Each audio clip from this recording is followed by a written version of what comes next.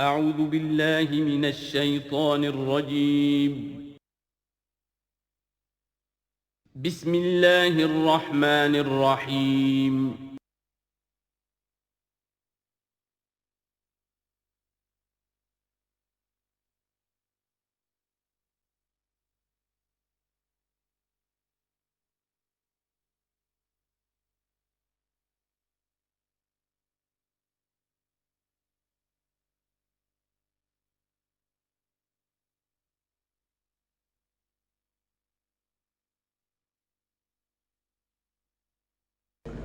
نحمده ونصلي على رسوله الكريم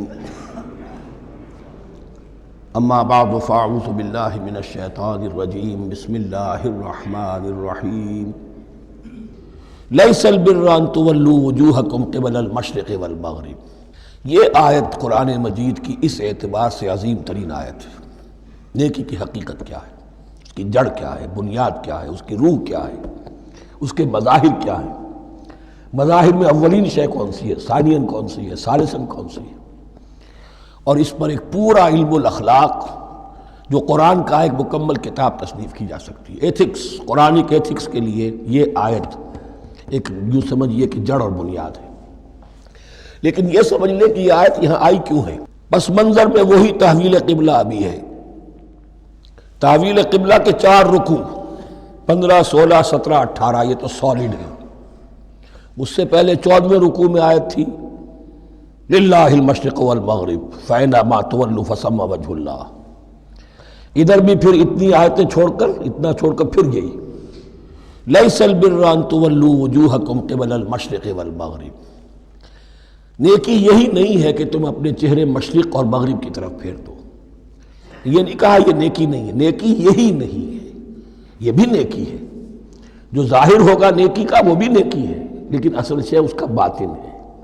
باطن صحیح ہے، نیک ہے تو حقیقت میں نیکی نیک ہے، ورنہ نہیں۔ وَلَٰكِنَّ الْبِرَّ، بلکہ نیکی تو اس کی ہے۔ اب یہاں سے شروع ہوا جو نیکی کی جڑ ہے، بنیاد ہے۔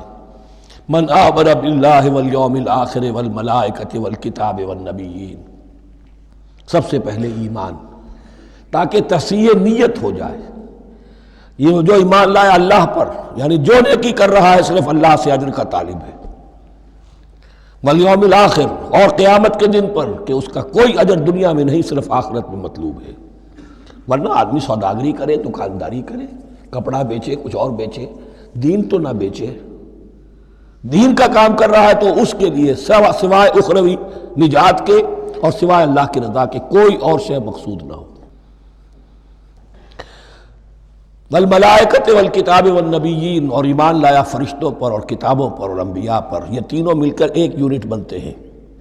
فرشتہ لایا دین، کتاب بن گئی، اور انبیاء پر آئی وہ کتاب۔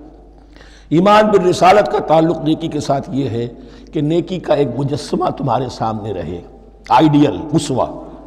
ایسا نہ ہو کہ اونچ نیچ ہو جائے۔ نیکیوں میں بھی ایسا ہوتا ہے، کچھ جذبات میں ایک طرف کو نکل گیا، کچھ جذبات میں ایک طرف کو نکل گیا۔ اس گمراہی سے بچنے کی ایک ہی شکل ہے کہ ایک مجسمہ مکمل، ایک اسوہ کاملہ سامنے ہو جس میں معتدل ہو تمام چیزیں، اور وہ ہمارے لیے اسوہ کاملہ محمد الرسول اللہ کی شخصیت ہے۔ نیکی کے ظاہر کے لیے ہم انہیں معیار سمجھیں گے، جو شے جتنی ان کی سیرت میں ہے اس سے زیادہ نہ ہو، اس سے کم نہ ہو۔ کوشش یہ ہو، آئیڈیل یہ ہو کہ بالکل انسان حضور صلی اللہ علیہ وسلم کے اسوہ کاملہ کی پیروی کرے۔ وَلَٰكِنَّ الْبِرَّ مَنْ آمَنَ بِاللَّهِ وَالْيَوْمِ الْآخِرِ وَالْمَلَائِكَةِ وَالْكِتَابِ وَالنَّبِيِّينَ وَآتَى الْمَالَ عَلَىٰ حُبِّهِ ذَوِي الْقُرْبَىٰ وَالْيَتَامَىٰ وَالْمَسَاكِينَ وَابْنَ السَّبِيلِ، اور دیا اس نے مال، یا دے وہ مال اس کی محبت کے علی الرغم، علی حبہ اللہ کی طرف نہیں ہے، علی حب المال، علی الرغم مال محبوب ہے پھر بھی وہ خرچ کر رہا ہے، ذوی القربہ قرابت داروں پر، والیتامى یتیموں پر، والمساکین محتاجوں پر، وابن السبیل مسافر پر، والسائلین اور مانگنے والوں پر، وفی الرقاب اور لوگوں کی گردنیں چھڑانے میں۔ گویا کہ نیکی کے مظہر میں اولین مظہر یہ ہے انسانی ہمدردی۔ اگر یہ نہیں ہے تو نیکی نہیں ہے۔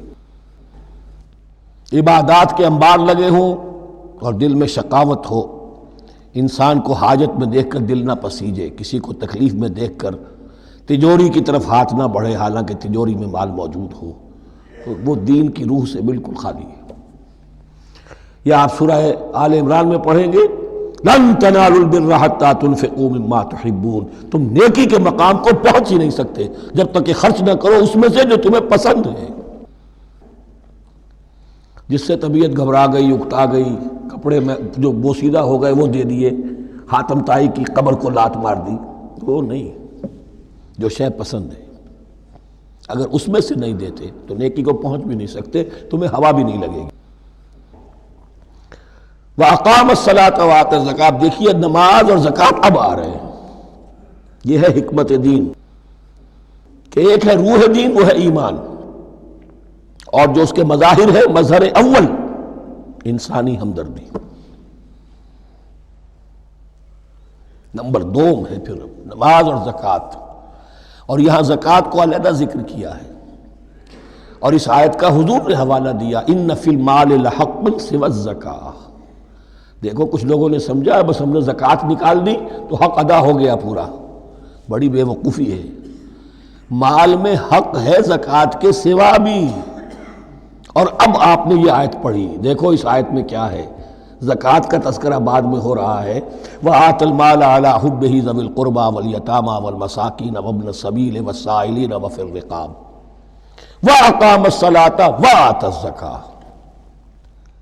اس کی کیا حکمت ہے کہ ایمان کو تر و تازہ رکھنے کے لیے نماز ہے، اقم الصلاۃ لذکری، اور انسانی ہمدردی میں مال خرچ کرنے کے جذبے کو پروان چڑھانے کے لیے برقرار رکھنے کے لیے زکوٰۃ ہے۔ اتنا تو دو نا کم سے کم، بوتل کا منہ تو کھلے، کارک تو نکلے اس کا، اگر بوتل کا کارک نکل جائے گا تو شاید اس میں سے کچھ شربت اور بھی نکل آئے، تو زکوٰۃ ہے تو کارک کے مانند 2.5% ہے، کیا ہے، لیکن یہ کہ اس سے پھر کچھ اور بھی نکلے گا۔ جو زکوٰۃ بھی نہیں دیتا اس نے کیا کرنا؟ وَالْمُوفُونَ بِعَهْدِهِمْ إِذَا عَاهَدُوا، اور وہ کہ جو اپنے عہد کو پورا کرنے والے ہیں جب کوئی عہد کر لیں۔ سب سے بڑا عہد اللہ سے کیا، لَسْتُ بِرَبِّكُمْ قَالُوا بَلَىٰ، پھر عہد شریعت کا ہے کہ جو ہم نے کیا اللہ کے ساتھ، پھر آپس میں جو بھی معاہدے ہو جائیں، اور معاملات انسانی سارے کے سارے معاہدات کی شکل میں۔ شوہر اور بیوی کا معاملہ بھی ایک معاہدہ ہے، marriage is a social contract.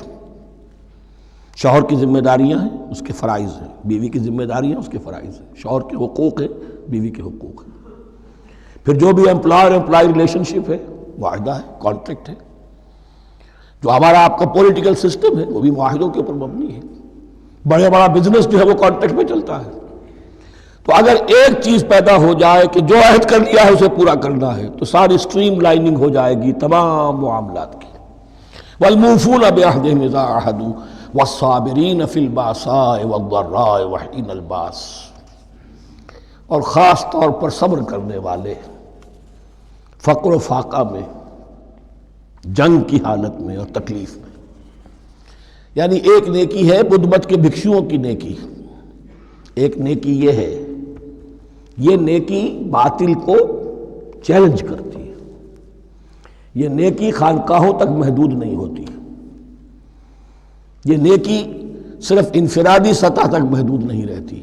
جو نیکی اللہ چاہتا ہے وہ یہ ہے کہ اب باطل کا سر کچلنے کے لیے میدان میں آؤ، اور جب باطل کا سر کچلنے کے لیے میدان میں آؤ گے تو خود بھی تکلیفیں اٹھانی پڑیں گی۔ صحابہ کرام کو بھی جانیں دینی پڑی ہیں، سینکڑوں صحابہ نے جام شہادت نوش کیا۔ تو آخری چوٹی کیا ہے؟ گویا کہ سمم بونم جس کو کہتے ہیں ایتھکس کے اندر، کہ اس نظریہ اخلاق میں سب سے اونچی منزل کون سی ہے؟ وہ سمم بونم جو ہے اسلام کا، وَالصَّابِرِينَ فِي الْبَأْسَاءِ وَالضَّرَّاءِ وَحِينَ الْبَأْسِ وَلَا تَقُولُوا لِمَنْ يُقْتَلُ فِي سَبِيلِ اللَّهِ أَمْوَاتٌ بَلْ أَحْيَاءٌ وَلَكِنْ لَا تَشْعُرُونَ۔ وہ آیت یاد کر لیجئے، اولئک الذین صدقوا، یہ ہیں لوگ جو سچے ہیں۔ دعوت و نیکوکاری کا بہت سو کو ہے، یہ ہیں وہ لوگ کہ جو سچے ہیں۔ وَأُولَٰئِكَ هُمُ الْمُتَّقُونَ، اور یہی حقیقت میں متقی ہیں۔ تمہارے ذہنوں میں کوئی اور نقشے بیٹھے ہوئے ہیں، کوئی لباس ہے، وضاقتہ ہے، بس یہ بڑا متقی آدمی ہے۔ تقویٰ اس کا نام ہے، یعنی یہ پوری انسانی شخصیت کا ایک ہیولہ ہے، ایک پوری انسانیت کا ایک فرد کا نقشہ کھینچ دیا گیا کیریکٹر کا، اس کے اندر روح ایمان اور خارج میں اس ترتیب کے ساتھ دین کی یہ تقاضے اور نیکی کے یہ مظاہر موجود ہیں۔ اللہم ربنا اجعلنا منہم، اللہم ربنا اجعلنا منہم۔ اب اس کے بعد کچھ وہی جو معاملات انسانی ہیں اس پر اب بحث، جیسا کہ میں نے کہا تھا کہ ایک لڑی ہے شریعت کی، معاملات کی۔ یہ تو بڑے بڑے پھول جو تھے آیت الآیات اور آیت البر۔ یا ایھا الذین آمنوا کتب علیکم القصاص فی القتلی، اہل ایمان تم پر لازم کر دیا گیا ہے مقتولوں کا بدلہ لینا۔ قتلہ قتیل کی جمع بھی ہے اور مقتول سے یہ مصدر بھی ہو سکتا ہے کہ تمہارے لیے یعنی اس معاملے میں سہل انگاری صحیح نہیں ہے۔ انسانی تمدن کی جڑ کٹتی ہے جب کسی معاشرے کے اندر انسان کا خون بہانا عام ہو جائے، تمدن کی جڑ کٹ جائے گی۔ تو قصاص تم پر واجب ہے۔ یا ایھا الذین آمنوا کتب علیکم القصاص فی القتلی الحر بالحر والعبد بالعبد والانثى بالانثى۔ ایک آزاد کی جگہ آزاد ہی قتل کیا جائے گا۔ آزاد نے قتل کیا ہے تو ظاہر بات ہے وہ آزاد ہی اس کی جگہ قتل ہوگا۔ یہ نہیں وہ کہے میرا غلام لے جاؤ، میرے 2 غلام لے لو، نہیں۔ والعبد بالعبد، اور عبد کی جگہ عبد ہی ہوگا، جس نے قتل کیا وہی قتل کیا جائے گا۔ والانثى بالانثى، اور اگر قتل کرنے والی عورت ہے تو وہ عورت ہی قتل ہوگی۔ اس میں چونکہ وہاں بہت سے رواج مختلف تھے، بہت سے معیار بھی مختلف تھے۔ اگر اوسی خزرجی کو قتل کر دے تو 1/3 خون بہا، 3 گنا خون بہا، اور خزرجی اوسی کو قتل کرے تو 1/3 خون بہا، یہ ان کا قانون تھا۔ اسی طرح یہ کہ آزاد میں اور غلام میں فرق تھا، لیکن ہماری شریعت میں اگرچہ یہ طویل بڑا مضمون ہے اور اس میں کافی فقہا کے اقوال ہیں مختلف، لیکن امام ابو حنیفہ رحمۃ اللہ علیہ کا قول یہی ہے کہ تمام مسلمان آپس میں کفو ہیں، برابر ہیں، لہذا یہاں کوئی فرق نہیں کیا جائے گا قتل کے مقدمات میں۔ فمن عفی لہ من اخیہ شیء فاتباع بالمعروف واداء الیہ باحسان، پھر جس کو معاف کر دیا جائے کوئی شے اس کے بھائی کی جانب سے، یعنی جو مقتول ہے اس کے ورثاء اگر کہتے ہیں صاحب ہم اس کی جان بخشنے کو تیار ہیں، چاہے وہ خون بہا لے لیں یا ویسے ہی معاف کر دیں، تو جو بھی کچھ خون بہا طے ہوا ہو اداء الیہ باحسان فاتباع بالمعروف، تو اس کی پیروی کی جائے معروف طریقے پر اور ادائی کی جائے خوبصورتی کے ساتھ۔ ذالک تخفیف من ربکم ورحمہ، یہ تمہارے رب کی طرف سے تخفیف ہے، آسانی کی ہے اور رحمت ہے، اور اس کی رحمت ہونا بہت واضح ہے۔ اگر یہ شکل نہ ہو تو پھر قتل در قتل کا سلسلہ جو ہے وہ جاری رہتا ہے، لیکن اگر یہ ہو گیا کہ قاتل کو لا کے سامنے کھڑا کر دیا، لو بھائی اب تمہارے ہاتھ میں اس کی جان ہے، چاہو تو یہ قتل کر دیا جائے گا، چاہو احسان کرنا چاہو بخشنا چاہو ویسے ہی بخش دو، چاہو تو خون بہا لے لو۔ اس سے کیا ہوگا کہ وہ دشمنیوں کا جو دائرہ ہے وہ پھر سمٹ جاتا ہے، بڑھتا نہیں۔ اس میں بڑی رحمت ہے اللہ کی طرف سے۔ قانون جو ہے اسلام میں قتل کا، اس میں مدعی ریاست نہیں ہوتی۔ آج کل ہمارے ہاں غلطی یہ ہے، مدعی ریاست بن جاتی ہے۔ یہ مدعی ہوتا ہے یہاں پر جو بھی مقتول کے ورثاء ہیں، اور کسی کو صدر کو کیا، صدر کے باپ کو بھی اختیار نہیں ہے کہ کسی قاتل کو معاف کر دے۔ قاتل کو معاف کرنے کا جو اختیار ہے وہ صرف مقتول کے ورثاء کو ہے، کوئی صدر نہیں کر سکتا۔ ہمارے دستور میں ہے، پوری شرع پوری ایک شق موجود ہے۔ فمن اعتدی بعد ذلک فلہ عذاب علیم، اور جو اس کے بعد بھی حد سے تجاوز کرے گا تو اس کے لیے دردناک اور بہت بڑا عذاب ہوگا۔ وَلَكُمْ فِي الْقِصَاصِ حَيَاةٌ يَا أُولِي الْأَلْبَابِ لَعَلَّكُمْ تَتَّقُونَ، اور اے ہوش مندو قصاص میں زندگی ہے تمہارے لیے۔ ایک روحانی تصور ہے معاف کر دینا اچھا ہے، اسلام بھی کہتا ہے ان تعفوا وتصفحوا وتغفروا فإن اللہ غفور رحیم، لیکن قتل کے مقدمات میں سہل انگاری جو ہے وہ اچھی نہیں ہے، پیروی شدت کے ساتھ ہونی چاہیے تاکہ اس سے آگے قتل کا سلسلہ بند ہو۔ وَلَكُمْ فِي الْقِصَاصِ حَيَاةٌ يَا أُولِي الْأَلْبَابِ لَعَلَّكُمْ تَتَّقُونَ، تاکہ تم بچ سکیں۔ اب کوتبہ علیکم دوبارہ آ گیا۔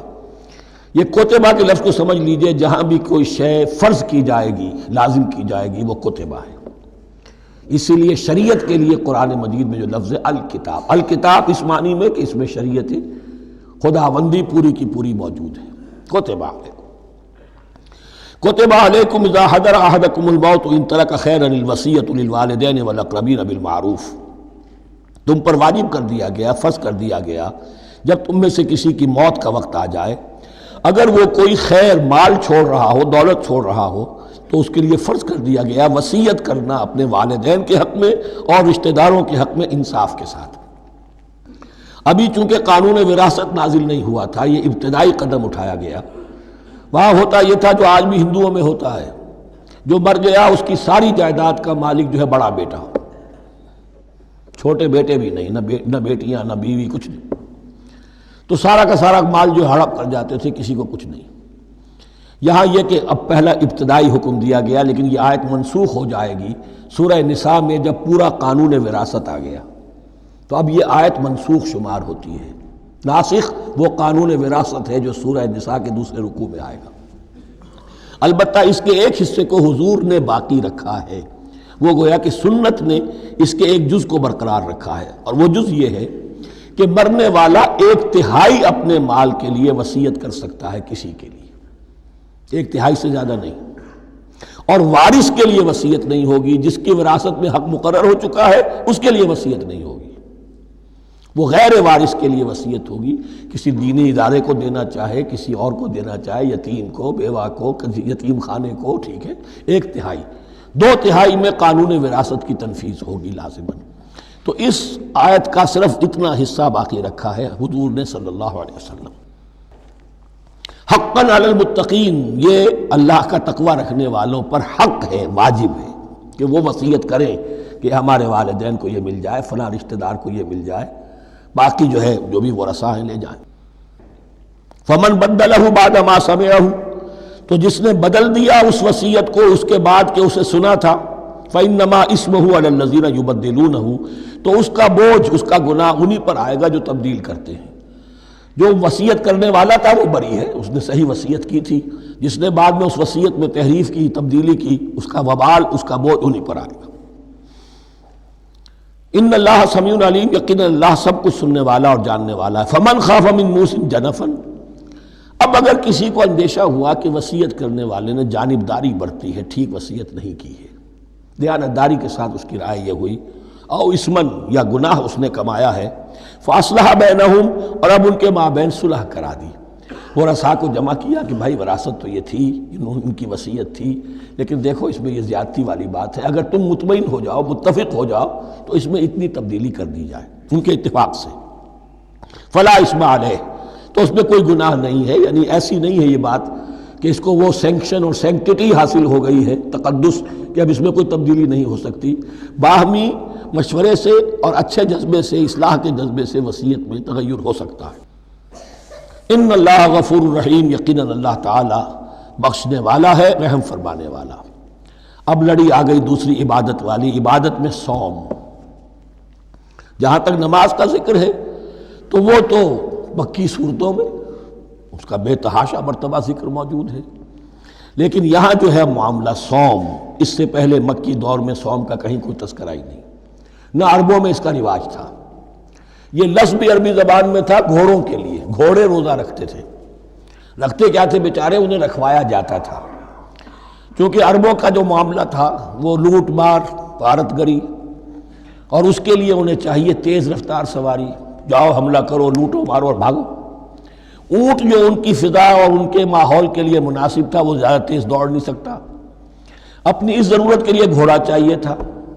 گھوڑے میں عرب کا سخت موسم برداشت کرنے کی عادت نہیں، نازک جانور ہے، وہ پیاسا تو نہیں رہ سکتا 7 دن تک جیسے کہ اونٹ رہ سکتا ہے، بھوکا نہیں رہ سکتا، وہ لو کے تھپیڑے نہیں برداشت کر سکتا، لہذا عرب اس کو رکھواتے تھے روزہ، کھانا پینا بند کیا اور اس کے جو ہے منہ کر کے کھڑے ہو گئے جب گرم تیز ہوا چل رہی ہے، خود تو اپنے آپ کو لپیٹ لیا اپنے گھتنے میں، گھترا کہلاتا ہے وہ جو بھی کپڑا اوپر ہوتا ہے، اور وہ اس گھوڑے کو جو ہے وہ ساری آگ اس پر برس رہی ہے تاکہ اس میں عادت پیدا ہو جائے جھیلنے کی، برداشت کرنے کی، تو جنگ کے موقع پر کہیں یہ دغا نہ دے جائے، اگر یہ ہمت ہار گیا تو اس کا تو کیا کیا جائے گا، تو اصل میں سوار ہے جو مارا گیا۔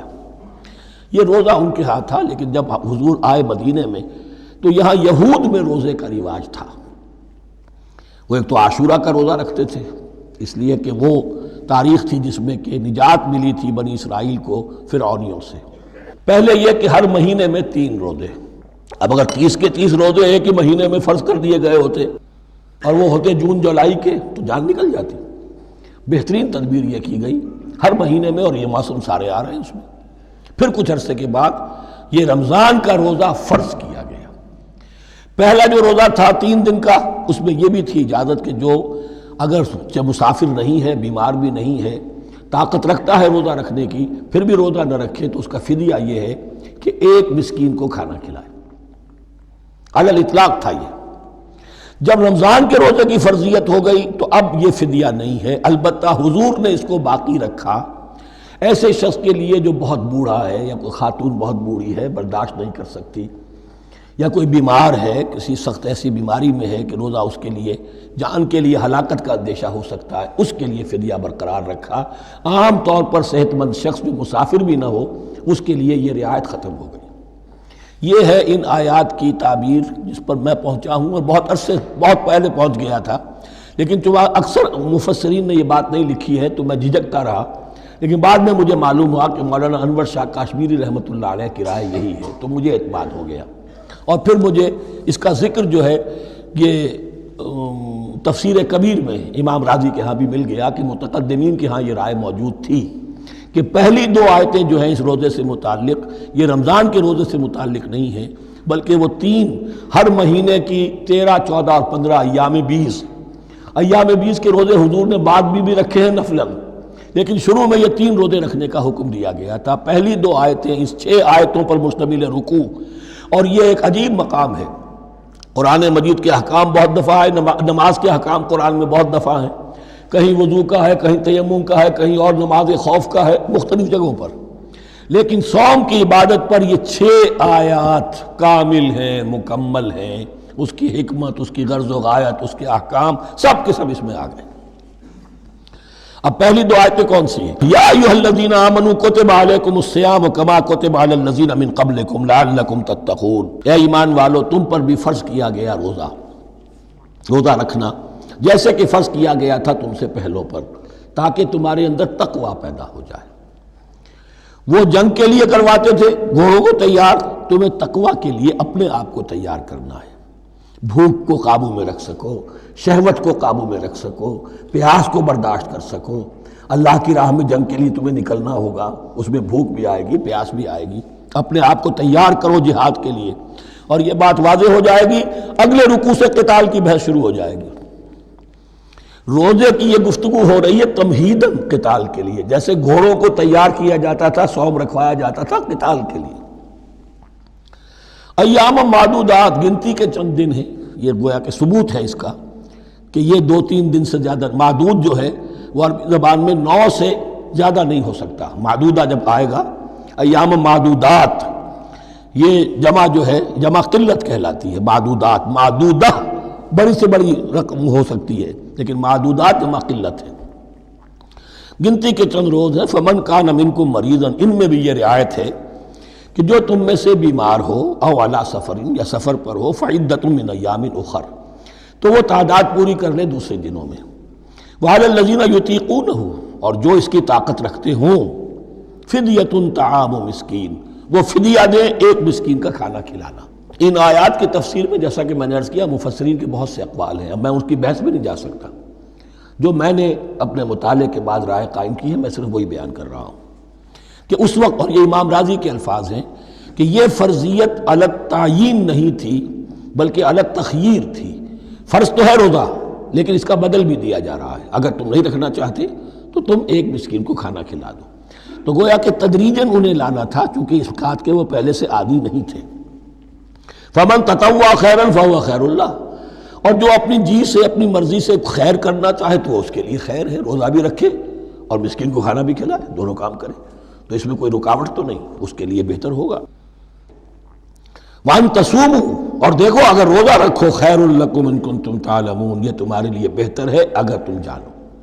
اب یہاں بھی ایک طرح کی رعایت کا انداز ہے۔ اب آ رہی ہیں 2 آیتیں جو خاص رمضان کے روزے سے متعلق ہیں، حکمت اور غرض و غایت۔ پھر ایک آیت طویل آئے گی احکام، اور پھر ایک آیت آئے گی لٹمس ٹیسٹ۔ یہ 6 آیتیں۔ شہر رمضان الذی انزل فیہ القرآن، رمضان کا مہینہ وہ ہے جس میں قرآن نازل کیا گیا۔ ہدی للناس وبینات من الہدی والفرقان، لوگوں کے لیے ہدایت اور ہدایت کی بھی روشن بینات باتیں، والفرقان اور حق و باطل میں فرق کر دینے والی چیز۔ فمن شہد منکم الشہر، تو جو کوئی بھی پائے اس مہینے کو، یا جو شخص بھی مقیم ہو اس مہینے میں، مسافر نہ ہو، فلیصم، اس پر لازم ہے کہ روزہ رکھے۔ اب وہ وجوب علی التخییر ختم ہو گیا، اب وجوب علی التعیین، اب یہ لازم ہے، یہ رکھنا ہے۔ ایک رعایت باقی رکھی، ومن کان مریضا او علی سفر فعدۃ من ایام اخر، جو بیمار ہے یا یہ کہ سفر پر ہے وہ تعداد پوری کر لے دوسرے دنوں میں۔ یرید اللہ بکم الیسر ولا یرید بکم العسر، اللہ تمہارے ساتھ آسانی چاہتا ہے، سختی نہیں چاہتا۔ یہ لوگ اپنے اوپر سختیاں جھیلتے ہیں، شدید جو ہے سفر کے اندر بھی روزہ رکھے ہوئے، حالانکہ یہاں اجازت دی ہوئی ہے۔ یہ بلکہ حضور نے ایک مرتبہ ایک سفر میں کافی سرزنش کی، کچھ ایک جہاد اور قتال پہ نکلے تھے، لیکن کچھ لوگوں نے اس سفر میں بھی روزہ رکھ لیا۔ نتیجہ یہ ہوا کہ سفر کے بعد جہاں منزل میں اب جا کر خیمے لگانے تھے وہ نڈھال ہو کر گر گئے، جن لوگوں کا روزہ نہیں تھا انہوں نے پھر وہ خیمے لگائے، منزل کا کام کیا۔ تو حضور نے فرمایا کہ لیس من البر الصیام فی السفر، روزے رمضان اس میں سفر میں روزہ رکھنا کوئی نیکی کا کام نہیں ہے۔ لیکن ہمارا تصور اور ہے، 105 بخار چڑھا ہوا ہے، روزہ نہیں کھولوں گا میں، روزہ تو میں نے رکھا ہوا، یا روزہ تو میں نہیں چھوڑوں گا۔ حالانکہ جہاں رعایت اللہ کی ہے اس رعایت سے فائدہ نہ اٹھانا ایک طرح کا کفران نعمت ہے۔ وَلِتُكْمِلُوا الْعِدَّةَ، لیکن تمہیں عدت اور تعداد اب پوری کرنی ہوگی۔ وہ جو تھی ایک رعایت کہ فدیہ دے کر فارغ ہو جاؤ، وہ نہیں ہے۔ وَلِتُكَبِّرُوا اللَّهَ عَلَىٰ مَا هَدَاكُمْ، اور تاکہ تم تکبیر کرو اللہ کی اس پر کہ جو اس نے ہدایت تمہیں عطا فرمائی۔ وَلَعَلَّكُمْ تَشْكُرُونَ، اور تاکہ تم شکر کر سکو اس نعمت عظمیٰ کا جو قرآن حکیم کی شکل میں تمہیں دی گئی ہے۔ اس موضوع پر میرا کتابچہ عظمت صوم اور عظمت صیام و قیام قرآن، اس میں یہ سارے مضامین تفصیل سے آئے ہیں، کیا حکمت ہے، کیا غرض و غایت ہے، کیا مقصد ہے، اور آخری منزل کیا ہے، وَإِذَا سَأَلَكَ عِبَادِي عَنِّي فَإِنِّي قَرِيبٌ۔ مطلوب تو یہ ہے کہ تمہارا جو یہ جسم حیوانی ہے یہ کچھ کمزور پڑے، روح ربانی جو تم میں پھونکی گئی ہے اسے تقویت حاصل ہو۔ دن میں روزہ رکھو، اس حیوانی وجود کو ذرا کمزور کرو، دباؤ اس کے تقاضوں کو، رات کو کھڑے ہو جاؤ، اللہ کا کلام سنو اور پڑھو، تاکہ تمہاری روح کی آبیاری ہو، اس پر حیات، آب حیات کا ترشح ہو۔ نتیجہ کیا نکلے گا؟ تمہارے اپنے اندر سے ایک پیاس ابھرے گی، وَإِذَا سَأَلَكَ عِبَادِي عَنِّي فَإِنِّي قَرِيبٌ، تقرب الی اللہ کا جذبہ پیدا ہوگا۔ تو اے نبی، جب میرے بندے، ایسے بندے آپ سے میرے بارے میں سوال کریں، ان کو بتا دیجئے میں قریب ہوں، دور نہیں ہوں۔ یہ حقوق انسانی کا میرے نزدیک دنیا میں سب سے بڑا میگنا کارٹا ہے۔ اللہ اور بندے کے درمیان کوئی فصل نہیں ہے، فصل اگر ہے تو تمہاری اپنی خباثت ہے، اگر تمہاری نیت میں فساد ہے، حرام خوری تو کرنی ہی کرنی ہے، تو اب کس منہ سے اللہ سے دعا کرو گے؟ پھر جاؤ گے کسی پیر کے پاس، آپ دعا کر دیجئے، یہ نذرانہ حاضر ہے۔ یہ طریقہ کیا ہے؟ انسان کا نفس حائل ہے اور کوئی نہیں، ورنہ ہم تو مائل بے کرم ہیں، کوئی سائل ہی نہیں، راہ دکھنا ہے کسی رہنوی منزل ہی نہیں، کوئی پوپ نہیں، کوئی پنڈت نہیں، کوئی پادری نہیں، کوئی پیر نہیں، کوئی نہیں، جب چاہو اللہ سے ہم کلام ہو جاؤ۔ اس سے بڑا حق کیوں خالق و مخلوق میں حائل رہے پردے، پیران کلیسا کو کلیسا سے اٹھا دو، میرا ہر بندہ جب چاہے جہاں چاہے مجھ سے ہم کلام ہو جائے۔ ہاں شرط ہے اس کی، وہ شرط آگے آ رہی ہے، اجیب دعوت الداعی اذا دعان، میں تو ہر پکارنے والے کی پکار سنتا ہوں، اور سنتا نہیں جواب دیتا ہوں، اور صرف جواب نہیں دیتا، قبول کرتا ہوں۔ اجابت میں یہ تینوں چیزیں موجود ہیں۔ اور اذا دعان، جہاں مجھے پکارے جب پکارے، there and then میں موجود ہوں، لیکن شرط کیا ہے؟ فَلْيَسْتَجِيبُوا لِي، انہیں بھی تو میرا کہنا ماننا چاہیے، یہ یک طرفہ بات نہیں ہوگی۔ فاذکرونی اذکرکم، تم مجھے یاد رکھو گے تو میں تمہیں یاد رکھوں گا۔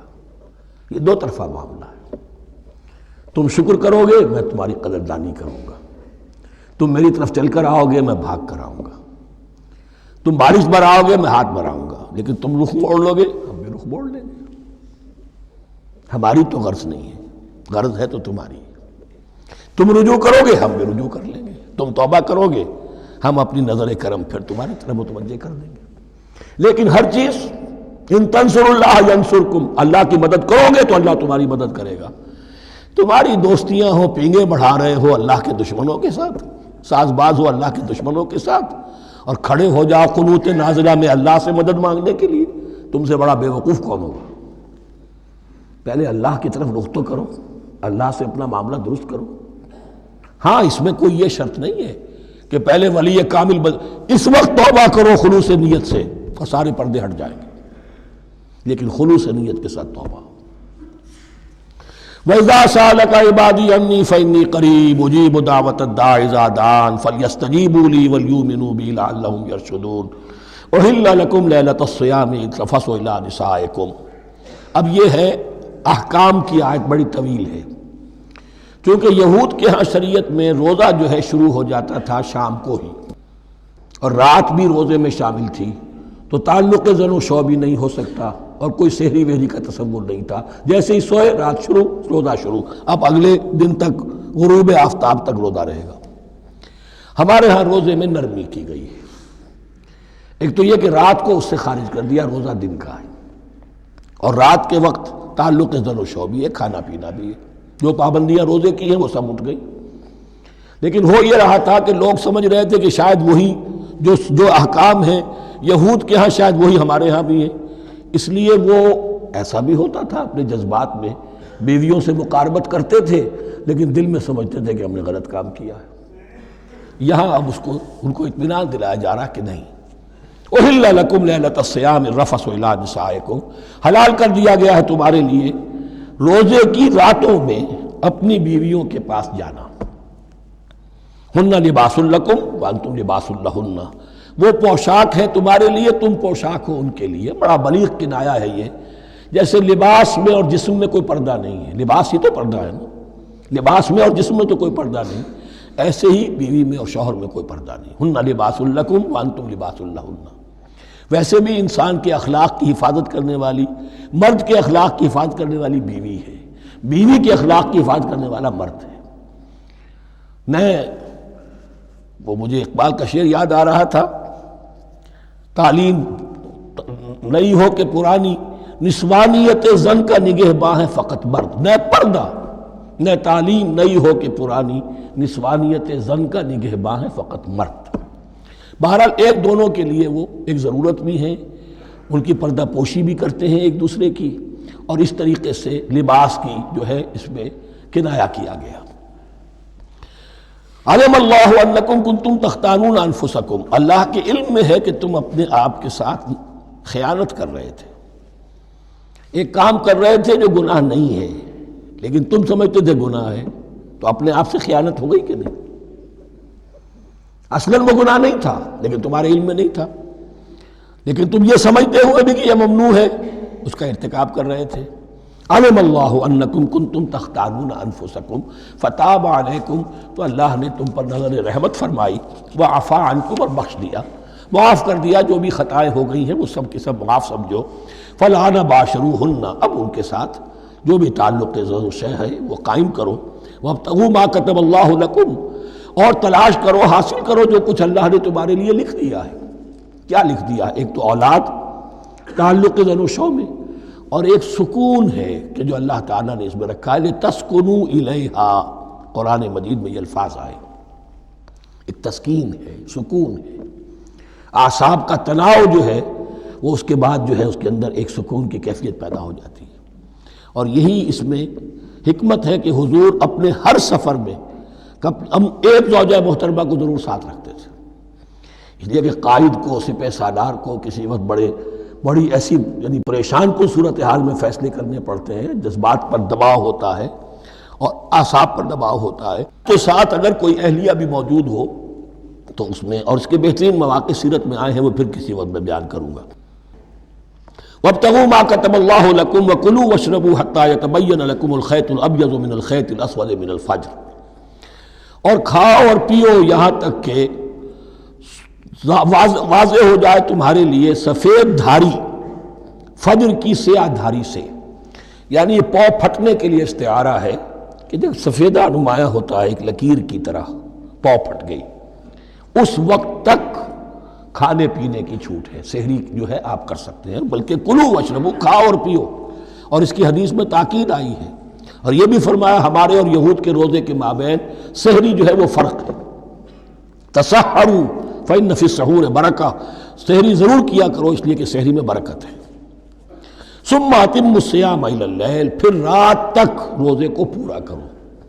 اب رات تک میں اکثر فقہا کے نزدیک غروب آفتاب مراد ہے، اہل تشیع اس سے ذرا آگے جاتے ہیں کہ رات کا لفظ آیا ہے تو ذرا اور غروب آفتاب پر چند منٹ گزر جائے، لیکن ہمارے اہل سنت کے ہاں غروب آفتاب جو ہے وہی گویا کہ یہ اس کی غایت ہے۔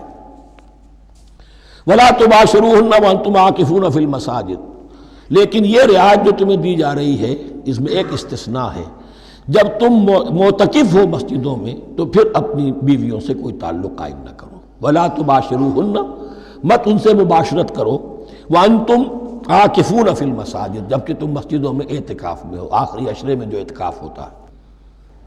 تِلْكَ حُدُودُ اللَّهِ فَلَا تَقْرَبُوهَا، یہ اللہ کی حدود ہے، ان کے قریب مت جاؤ۔ بعض جگہ پر آتا ہے فلا تعتدوها، ان حدود کو عبور نہ کرو، ان سے تجاوز نہ کرو۔ تو حرام تو یہی شے ہوگی کہ حدود سے تجاوز کیا جائے، لیکن احتیاط اس میں ہے to keep at a safe distance, ذرا دور رہو۔ آخری حد تک چلے جاؤ گے تو اندیشہ ہے کہ کہیں اس حد کو کراس نہ کر جاؤ۔ فلا تقربوها، اللہ کے حدود سے ذرا ایک سیف ڈسٹینس کے اوپر رہنا ضروری ہے۔ کذالک یبین اللہ آیاتہ للناس، اسی طرح اللہ تعالیٰ واضح کرتا ہے اپنی نشانیاں لوگوں کے لیے، لعلہم یتقون، تاکہ وہ تقوی کی روش اختیار کر سکیں، بچ سکیں۔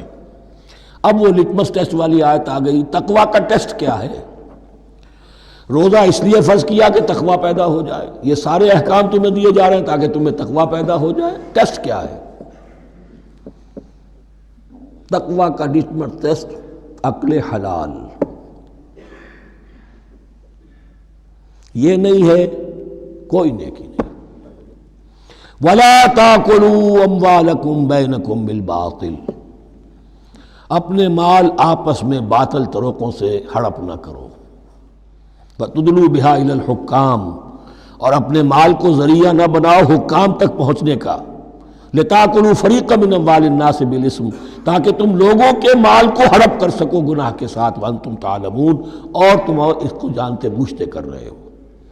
جو شخص اس معیار سے تو اس سے باز آ گیا وہ ہے متقی۔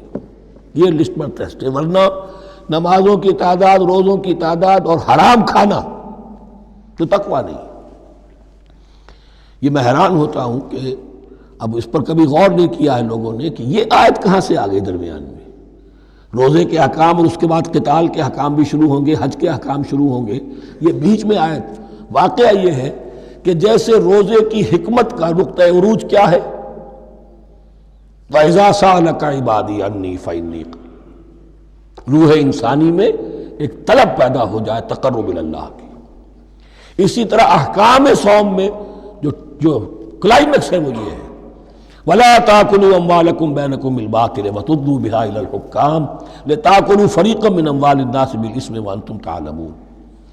يَسْأَلُونَكَ عَنِ الْأَهِلَّةِ، اے نبی آپ سے پوچھ رہے ہیں چاند کی گھٹتی بڑھتی صورتوں کے بارے میں۔ قُلْ هِيَ مَوَاقِيتُ لِلنَّاسِ وَالْحَجِّ، کہہ دیجئے یہ لوگوں کے لیے ایک اوقات کا تعین ہے، کیلنڈر ہے، اور حج کے لیے۔ اب دیکھو آپ کو معلوم ہے کہ یہ اللہ تعالیٰ نے ایک کیلنڈر لٹکا دیا ہے، معلوم ہو گیا یہ چاند پہلی تاریخ ہو گئی، کچھ دنوں کے بعد آپ نے دیکھا معلوم ہوتا ہے کہ اب ایک ہفتہ گزر گیا ہے، آدھا چاند ہو گیا ہے، 2 ہفتے ہو گئے، پورا چاند ہو گیا ہے، پھر نے گھٹنا شروع کیا۔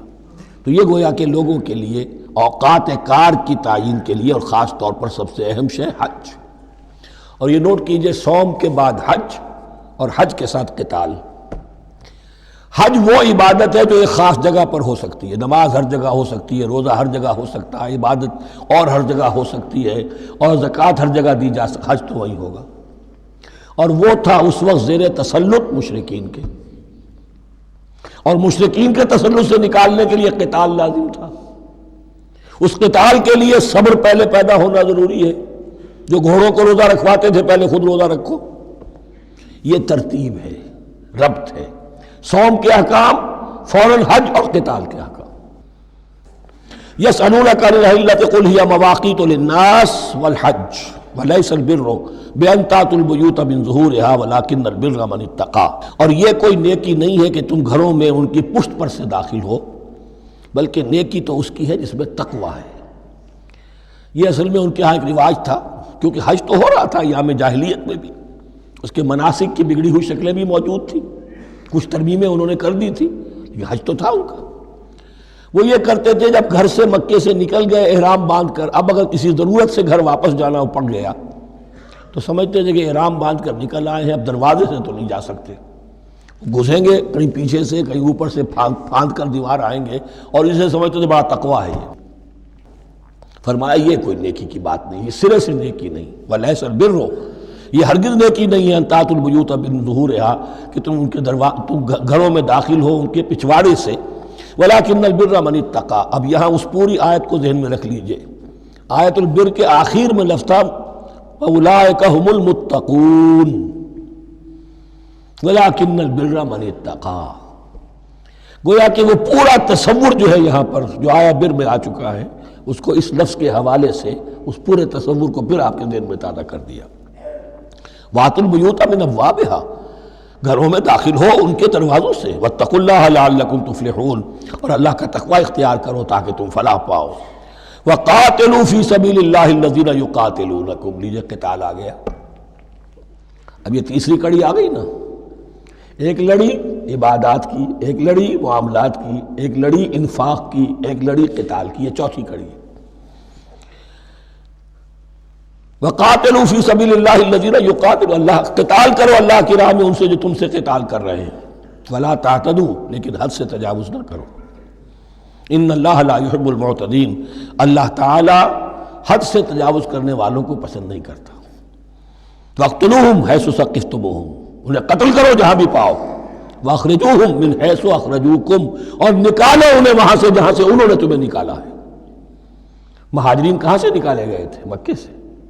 محمد الرسول اللہ پر وہاں پر حیات تنگ کر دی گئی تھی، قافیہ تنگ کر دیا گیا تھا، تبھی تو آپ نے ہجرت کی۔ نکالو انہیں وہاں سے جہاں سے انہوں نے تمہیں نکالا ہے۔ والفتنة اشد من القتل، اور یہ خیال نہ رہے کہ قتل اور خون ریزی جو ہے تو بری بات ہے، فتنہ اس سے بھی زیادہ بری بات ہے۔ فتنہ کیا ہے؟ ایسے حالات جن میں کہ انسان اللہ خدائے واحد کی بندگی نہ کر سکے، اسے غلط کاموں پر مجبور کیا جائے، حرام خوری پر مجبور ہو گیا ہو، یہ سارے حالات فتنہ ہیں۔ تو قتل اور خون ریزی اتنی بری شے نہیں ہے جتنی فتنہ۔ والفتنة اشد من القتل ولا تقاتلوهم عند المسجد الحرام حتى يقاتلوكم فيه، ہاں مسجد حرام وہ چونکہ اسے تو امن کی جگہ بنا دیا گیا ہے، ان سے جنگ مت کرو مسجد حرام کے پاس جو بھی حرم کا علاقہ ہے، حتیٰ یقاتلوکم، یہاں تک کہ وہ خود تم سے قتال کریں اس میں۔ فَإِن قَاتَلُوكُمْ، پھر اگر وہ تم سے قتال کرتے ہیں، جنگ کرتے ہیں، فَاقْتُلُوهُمْ، تو قتل کرو انہیں۔ كَذَلِكَ جَزَاءُ الْكَافِرِينَ، یہی بدلہ ہے کافروں کا۔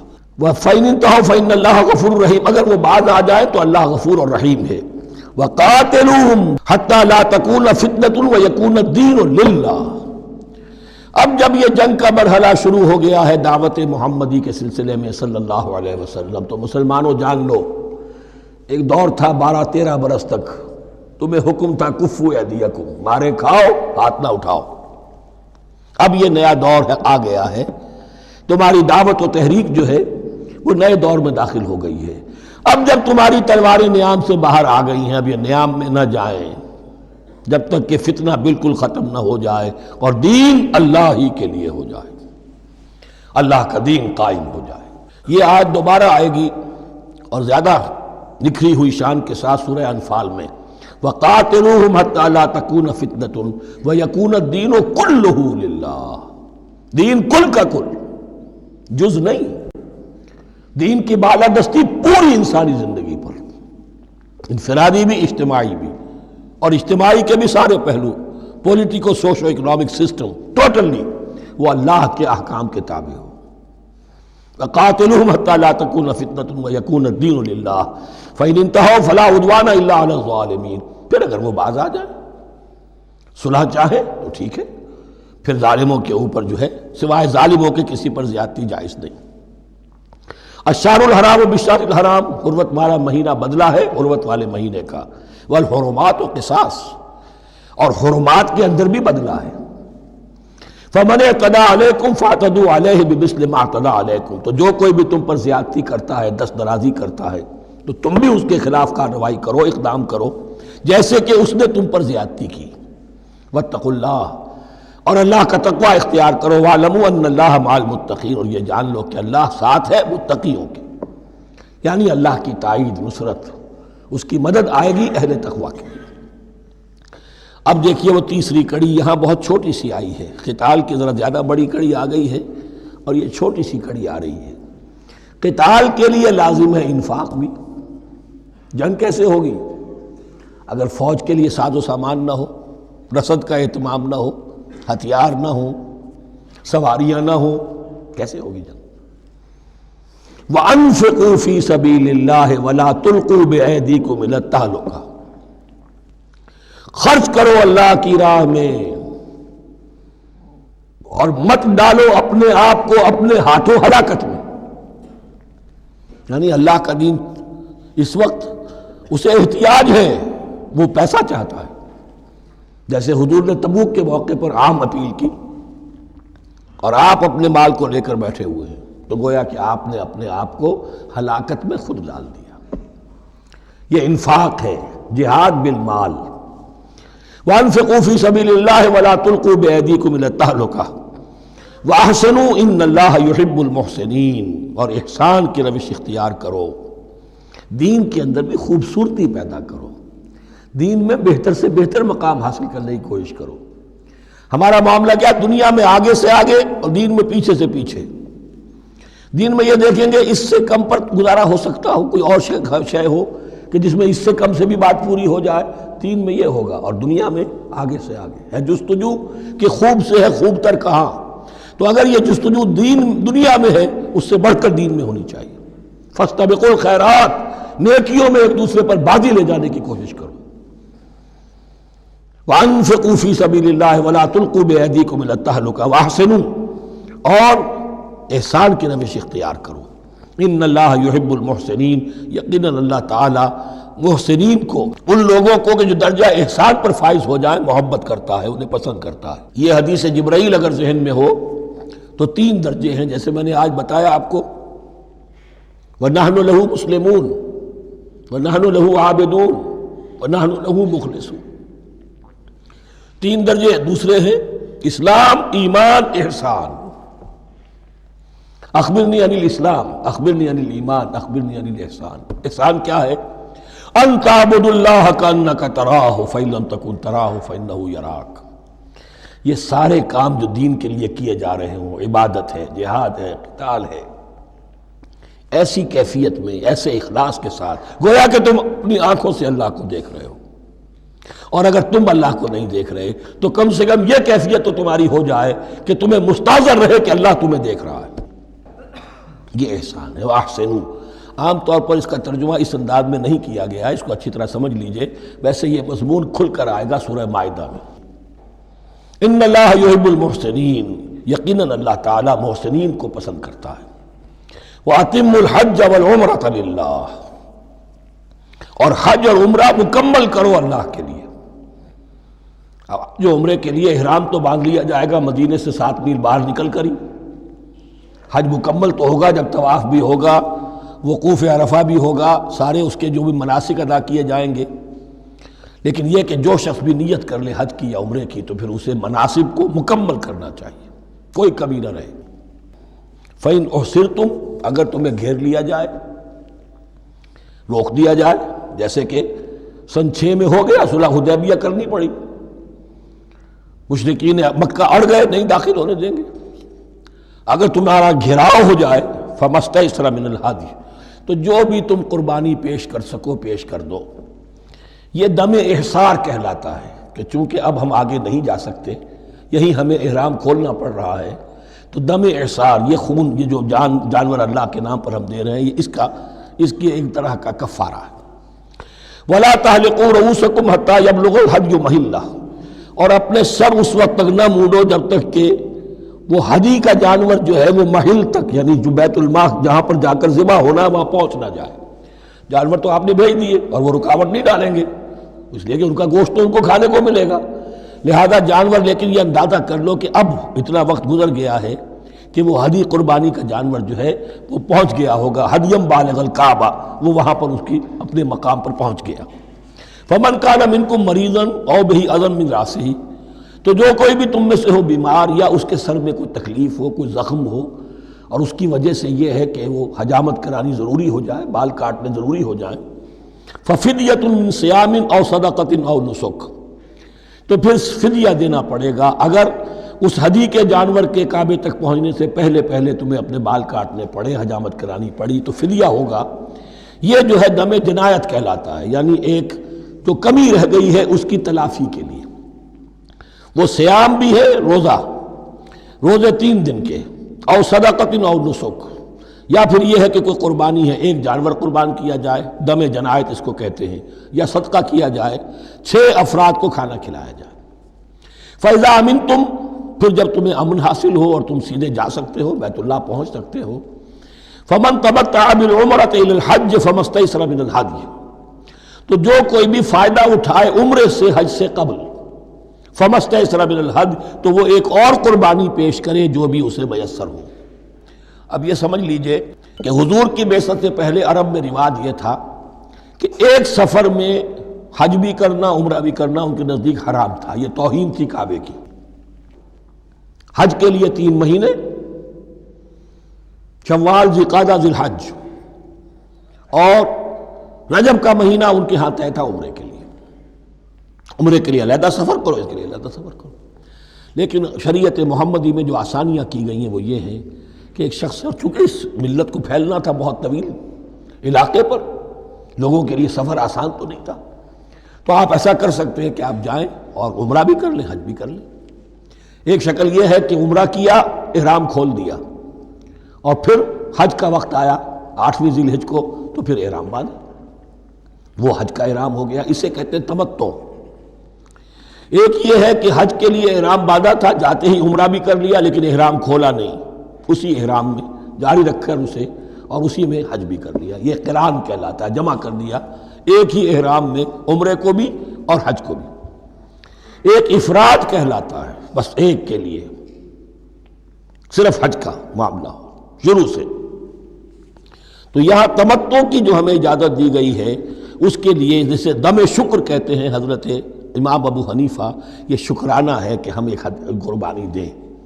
لیکن امام شافعی کے نزدیک یہ بھی دم جنایت ہے، یہ بھی جبر ہے، چنانچہ امام ابو حنیفہ کے نزدیک یہ قربانی جو دی جاتی ہے اس کا گوشت قربانی دینے والا بھی کھا سکتا ہے 1/3 کے درجے میں، لیکن امام شافعی کے نزدیک نہیں، یہ ایک صدقے کے اور اس کے دم جنایت کے قریب کی شے ہے، اس کا گوشت جو ہے قربانی دینے والا خود نہیں کھا سکتا۔ فَمَن لَّمْ يَجِدْ، اب اگر کسی کے پاس نہیں ہے یہ ہدیہ پیش کرنے کو، فَصِيَامُ ثَلَاثَةِ أَيَّامٍ فِي الْحَجِّ، تو اب اس پر لازم ہے کہ حج میں 3 روزے رکھے، 7ویں، 8ویں اور 9ویں ذی الحج کو روزہ رکھے غیر ایام حج میں۔ 10ویں کا روزہ نہیں ہو سکتا، وہ عید کا دن ہے، یوم النحر ہے۔ وَسَبْعَةٍ إِذَا رَجَعْتُمْ، اور 7 روزے رکھو جب کہ تم واپس چلے جاؤ، اپنے گھروں میں جا کر 7 روزے رکھو۔ تِلْکَ عَشَرَةٌ کاملہ، یہ 10 روزے ہوں گے مکمل۔ ذَلِكَ لِمَن لَّمْ يَكُنْ أَهْلُهُ حَاضِرِ الْمَسْجِدِ الْحَرَامِ، لیکن یہ رعایت کہ حج اور عمرہ ایک ہی سفر میں کر لیا جائے اور ایک ہی احرام میں کر لیا جائے یا 2 احراموں میں کیا جائے، یا یہ کہ ان دونوں کو جمع کرنے کی شکل جو ہے، یہ ایک رعایت ہے کن کے لیے؟ ذَلِكَ لِمَن لَّمْ يَكُنْ أَهْلُهُ حَاضِرِ الْمَسْجِدِ الْحَرَامِ، جس کے اہل و عیال مسجد حرام کے قریب نہیں رہتے، دور سے آ رہے ہیں، تو ظاہر بات ہے کہ ان کے لیے رعایت ہوگی۔ وَاتَّقُوا اللَّهَ، اللہ کا تقوی اختیار کرو، وَاعْلَمُوا، اور جان لو، ان اللہ شدید العقاب، یقیناً اللہ تعالیٰ سزا دینے میں بھی بہت سخت ہے۔ بارک اللہ لی ولکم فی القرآن العظیم ونفعنی وإیاکم بالآیات والذکر الحکیم۔